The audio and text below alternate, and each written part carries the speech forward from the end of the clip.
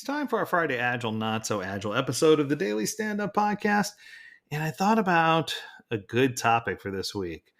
And the one that rang true in my mind were okay, so let me tell you the impetus of where this came from. So I was having a conversation with someone about life hacks, and we were talking about just the little different things the small things you could do that had the biggest impact or made the biggest difference. And anytime you're talking about life hacks, these are some of the top things that you can do. I'm going to give you a short list. And I will point out that from this list, to the best of my knowledge, I could say less than 5% of the population actually do these things. So these are going to be a list of life hacks that you can use to have an unfair advantage in all the things that you do. So here we go. Let's start at the very top with number one. Be a top level asker. Most people are too scared to ask the important questions, right?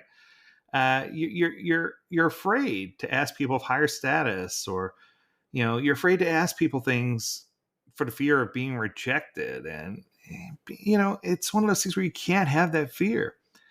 Those that go far know that to get a no doesn't cost anything if they can be okay with the fact that they got a no.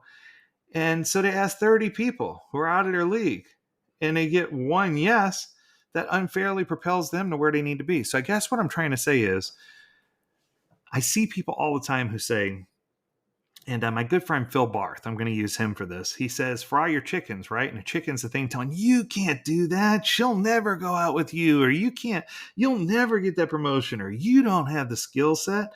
And it's time for us to fry those chickens and actually get to it. We got to get to work, because there are things that we can do. And the thing is, if you get 29 no's and you get one yes, who cares? You got the one yes, and that's where you need to be, right?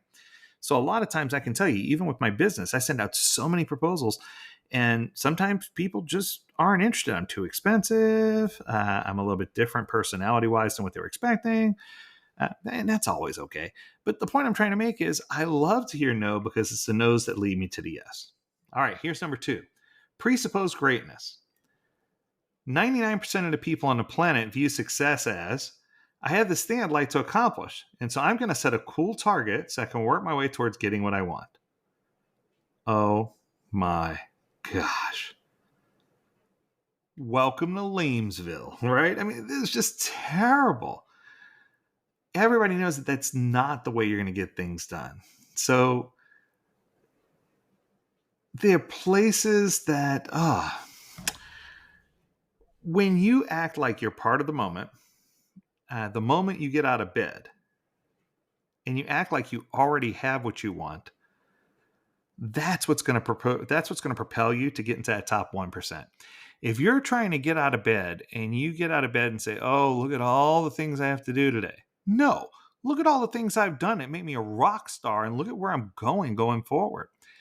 And a lot of people who hear me speak or who hear me present, sometimes they come away with the opinion, oh, wow, he's a little bit full of himself, and that's okay, because I presuppose greatness, and I know that I've done great things, and I know that I will continue to do great things. But I'm not trying to put myself on a pedestal, and I'm not trying to make myself better than anyone else. I'm just trying to say, hey, I'm not going to sit here and say, oh my goodness, woe is me. I'm going to set these cool targets and monitor them daily. I'm going to get out of bed and say, I kick butt, and I'm here to kick butt today. And that makes a difference. All right, number three, simplify.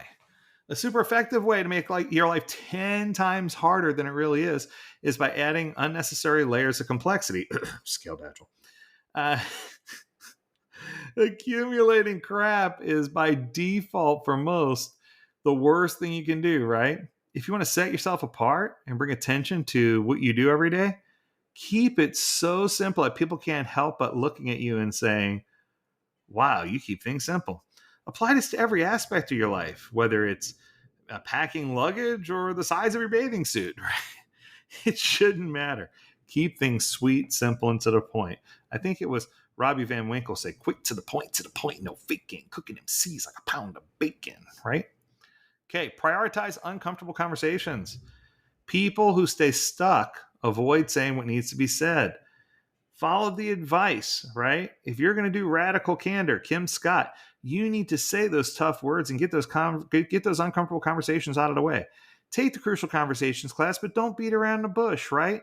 Come right out and say what needs to be said in a non-offensive, aggressive way and get crap done, right? Okay, here we go. Number 5, be aggressively countercultural. How appropriate.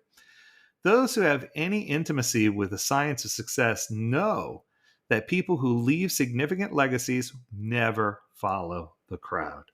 Be proactive in asking what the majority suggests is best, because this is extremely good information for you. So now you know exactly what to do. The opposite, right? And it's just one of those things where I don't question what other people think. I don't care what other people think of me. I am aggressively countercultural. People know that. And I tell people I'm overly insensitive. But I also tell people I'm just like that dog Doug from the movie Up. I just met you and I love you, right? Because that is who I am. But it's okay to push against the grain and to not just buy into what everybody else says and does, and to do the things that you need to do. All right, number 6, choose bigger problems. You don't get fewer problems when you rise up the hierarchy, you get bigger problems. I tell people all the time, I was teaching a class about financial success, about personal finances, and I told the students in the class, it's not that I don't have the same problems you do, I have the same exact problems, just on a larger scale. And I think more money, more problems, right? But I think the bigger problems are just bigger in size because most people don't know how to play the game. So I think that if you choose the bigger problems and knock those out, then you're able to more successfully handle the small problems and your problems go away. Number 7 is one of my favorites. Create mystery. So the people who attract the largest followings and make massive impact on the world are the ones who are the least predictable, right? They incorporate the art of mystery into their public brand and into their persona. People want to figure out who they are. How do they have so many hours in a day? How do they meet so many people? How do they get all these things done? How do they do so many different things? When you can create that aura of mystery, that is what's going to propel you into that upper echelon. Commit to becoming elite in one thing. Don't try to do everything perfect. I tell people this all the time. I can do 100 different things, but I choose the 1 or 2 things that I'm best at that aren't going to make me bored too quickly, and I accelerate my learning in those. Choose something and hammer away at it, and be unreasonably obsessive about your drive to get to be the best at what that is. And when you can do that, that's what's going to propel you to where you need to go. And finally, the last one, and this one's interesting. I always talk about empathy means that you walk in someone else's shoes without bias, but you should be biased to what's working. There we go, counterculture. It may seem obvious, but barely anyone ever does this. You need to be ruthlessly aware of the things that work in your life and find ways to maximize those things. Don't try to push against the things that make you successful. If your talents are being realized through public interviews and you suck at writing, do more interviews and don't pick up a pen, right? If you find when you talk, you're always putting your foot in your mouth, write more, speak less. It's just you need to find a way to triple down on the things you're good at and to back away from the things you're not. And I think that if you lead with these things and you figure out how to master these things in your life, this is going to help make you a mentally strong person, and it's going to help make you an individual that people want to be around. That's going to do it. I hope you have an amazing weekend. If you have a topic you want us to discuss, learn more at AgileDad.com. We would love to hear from you. As always, we encourage you to stay healthy, stay well, and stay agile, my friends. Until Monday, do take care. Bye now.